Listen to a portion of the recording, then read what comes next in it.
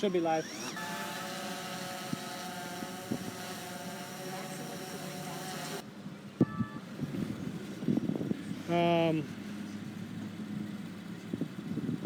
I am a church park. Go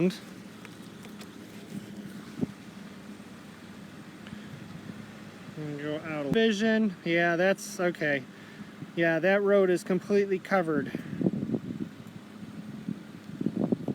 They've got the screen is an actual a little further out, so it's you can see where the river's at. Where they do that is just all right now, and coming up on that corner, I'm in the parking lot in the middle of the screen.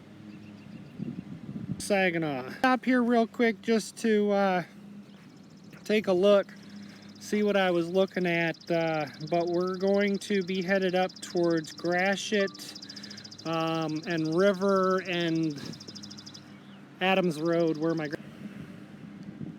but yeah, that's where we're at right now. River Road, Miller. Headed the water to rise another 5 feet.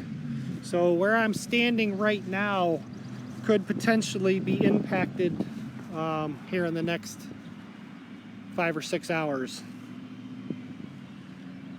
There's a whole subdivision there. The road there to the right there is Miller Road.